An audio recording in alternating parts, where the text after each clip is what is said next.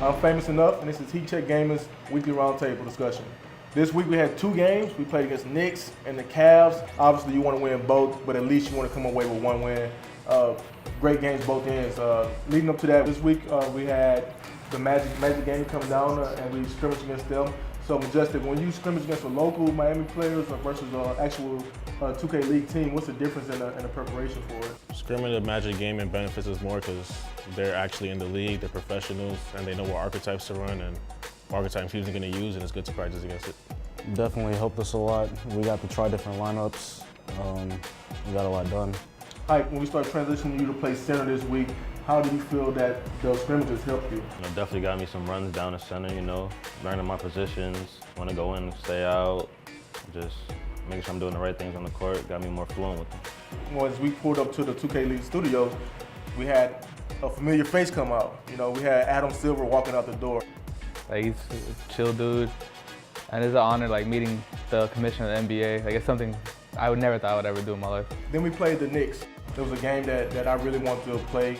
I love the environment they have there. You can feel the atmosphere in that room. You can literally feel like something big's about to happen. Playoff atmosphere where the air just feels different. Hot shot. This game was your game. What was your mindset when you saw Idris to go guarding you? Can't guard me. That was my mindset the whole game. He was playing me real high for some weird reason, and he just gave me driving lanes, and we took advantage of that. I literally drove the whole game on him, getting free dunks or dishing it off to Hyper for a free mid-range. And leading up to that last play of the game, you two said high pick and roll and go from there. And when we ran that high pick and roll, you went to the left side and it was kind of clogged over there and you threw the ball to hot shot. Take us through that whole sequence. When I got the ball at the top of the key, he went for the steal, so I ended up getting the lane. He ended up cutting. So I ended up getting blocked by Nate, and Hyper was just there to pick it up, right place, right time, and he got the game-winning basket. Hyper will trigger. You got to feed Hot Shot in this situation. He's had the hot hand all game. You have to trust him to try to hit the big one. Majestic. Hot Shot down the paint. He got blocked. Hyper's there. Hyper. I see the Lord Savior right here. It's just like a shining light. The ball just falls in your hand. And I'm hoping and praying that nobody calls timeout. I almost called it because the funny thing was I zoned out. I had no idea how much time was left, and I got blocked. Then he just got it real quick and he went up real fast, so there was no time to do anything.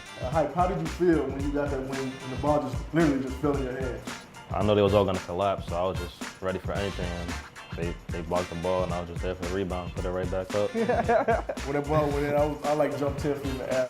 When he made the layup, the room went crazy. Everyone was running around, and it was fun being up there in that room with those guys. Because sometimes the audience doesn't understand what's going on or what just happened. And then just being around in a room full of other players and they know what's going on and how big that bucket was, it was just a good experience. That was a great win. We definitely needed that game for sure. I'm super proud of the way you guys stayed composed and stayed in that game. You always say to trust each other. I think the trust factor was big. Hot Shot called 5 out, Majestic said here. I called a certain play for myself, Majestic gave the ball up. So I think a big thing is just trust going forward. Came back 4 o'clock was the game versus Cavs. We fell to them. Great team, great. I always say great cat and mouse game with Anthony Morocco. He planned it well. So I give them all props to them. So looking ahead, this weekend we play Jazz Gaming, number 3 overall pick, Compete. So Majestic, what's your strategy in going up against Compete?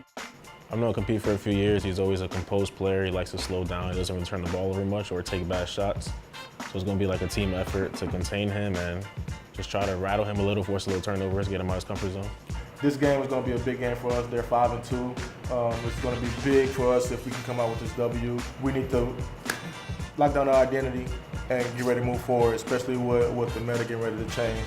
This weekend we play Jazz Gaming on Saturday at 6 p.m. Be sure to tune in at twitch.tv/HeatCheckGaming.